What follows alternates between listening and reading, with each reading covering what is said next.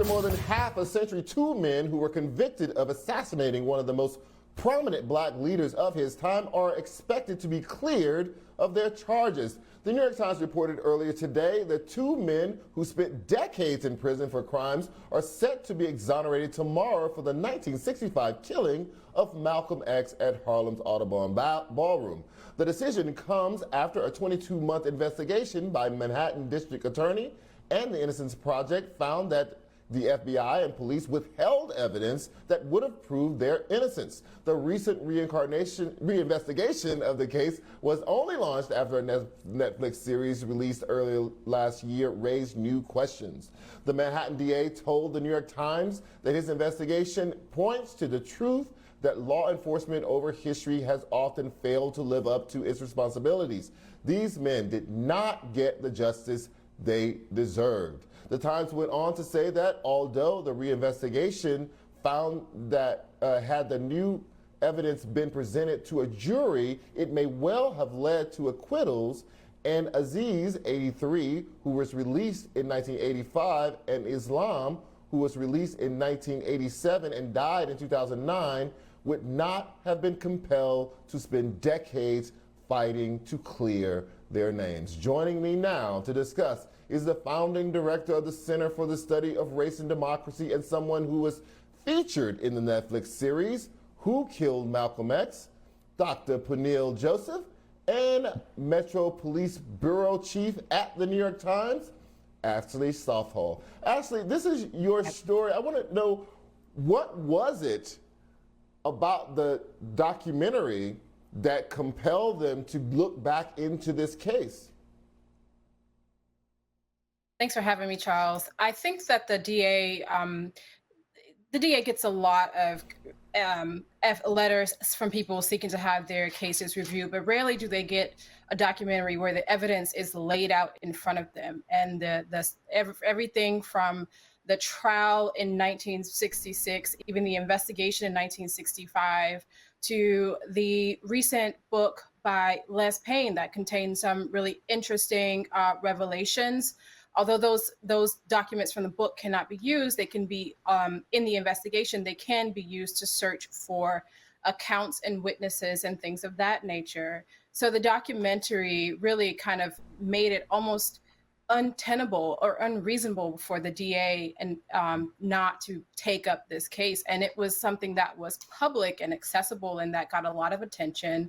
There was also Les Payne's book coming out, and there was a lot of fanfare around that. So, and a lot of revelations in that book. So there wasn't any reason for him not to take this up. Dr. Joseph, you are heavily featured in the series.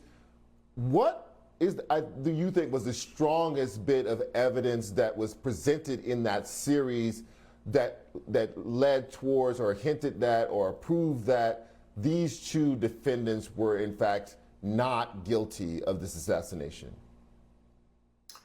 Well, yeah, I think that the biggest pieces of evidence was the fact that the investigation was a botched investigation, and also Norman 3X Butler and Thomas 15X Johnson, Malcolm's bodyguards and people knew them. They would not have been allowed in that way, which is why what we suspect is that it was members from the Newark Mosque who actually came in and did the actual hit. And I would add one of my mentors, the late Manning Marable at Columbia University, his Pulitzer Prize winning book, Malcolm X, A Life of Reinvention. He spent many, many years on that book, and his final chapter it's an autopsy of Malcolm's assassination. And he, in that book, said that those who had been incarcerated for Malcolm's assassination did not do the assassination. So I would add Dr. Marable as well. So I'd say it's the entire investigation. And I think what's great about Who Killed Malcolm X is that it presents it in a very clear way that this was a cover-up from the start. And I think, Charles, one of the biggest questions that needs to be asked now is what was the FBI, the NYPD, and that historic Manhattan District Attorney's Office, what were they hiding? Did they collude not just to make sure these men went to prison, but did they cover up somebody who actually did this crime, who was in collusion with them. So there's still questions, and this is still now a cold case that remains this unsolved case that we're still seeking justice. We still need to know whether these people are alive or not, who actually murdered Malcolm X, but also in terms of the state, who was in collusion with the murderers of Malcolm X. So actually, that's a great segue to the question I was going to ask you. If they are going to exonerate these two men, then that means that the people who actually did it never got charged, never got arrested, never went to jail. Does this reinvestigation of the case also mean that they are now actively looking for the people who actually did this?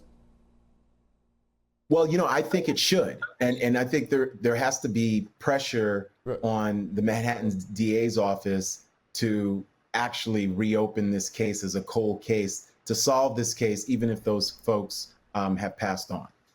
Yeah, well, certainly that's not the case of what's happening right now. The Manhattan DA is leaving office at the end of the year, and so he's not going to be around to make that decision.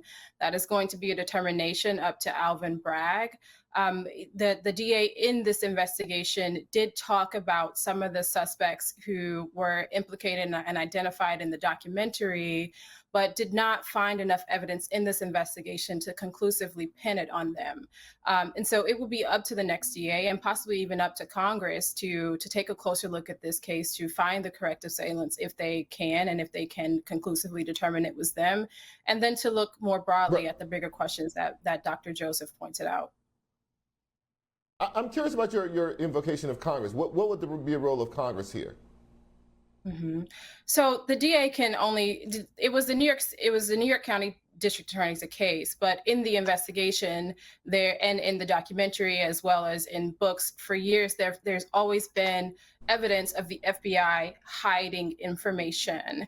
And Congress has the ability to establish an independent investigation that not only looks at what the FBI was hiding, who they were covering for, who was giving the orders, who was doing everything in this case and in the events leading up to Malcolm X's death, but they can look more broadly at the DA and at the New York City Police Department, and who are all working very closely together on this investigation. The prosecutors were not involved in the investigation. However, the NYPD and the FBI worked very closely together on surveilling Black groups, including the Nation of Islam, including the Organization of Afro-American Unity. They had informants and undercovers all throughout both organizations. And so Congress can take a look at that. They would have access, they can get access to those files about informants. There's still just a lot that we don't know that comes from the federal side. And so Congress can decide who and what can investigate those questions. Dr. Joseph, the big question, at least one of the big questions for me, is motive.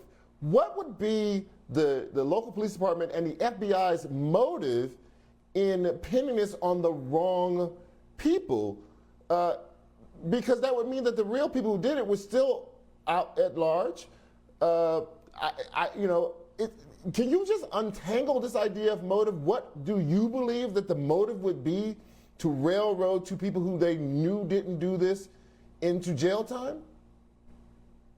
The motive, Charles, is that the real killers worked in collaboration with the FBI and with the New York Police Department's Bureau of Special Services. So we know on the scene of Malcolm's murder, there are undercover Black cops who worked for the BOSSI unit, the Special Secret Service undercover unit, secret police rather. We know that the Nation of Islam had FBI informants in there.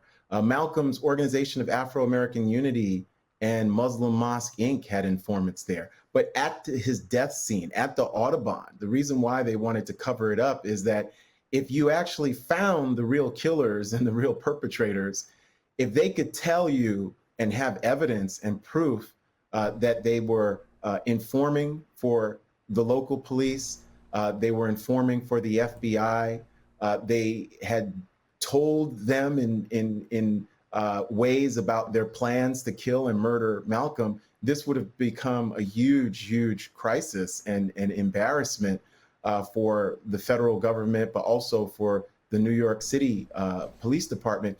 And this is also an era, Charles, of racial uprisings and civil disturbances. You know, Muslim Mosque number 7 was burned to the ground after Malcolm's assassination. Over 20,000 people came to his funeral. So I think there was also a fear of violence. There was a fear that they would be caught, but you want to make your own guys innocent by making sure someone goes to jail. And in this case, that's what happened.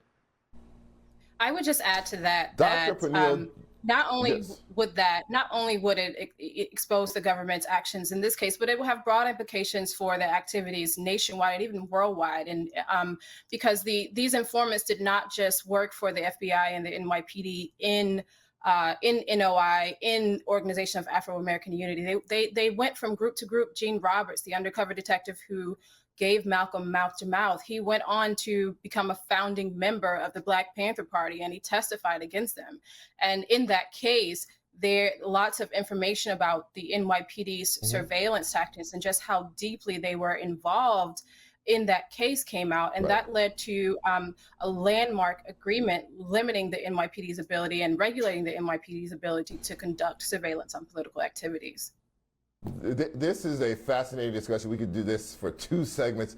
Dr. Peniel Joseph and Ashley Southall, thank you so much for this. This is really eye-opening, a really important story. Thank you for joining us tonight.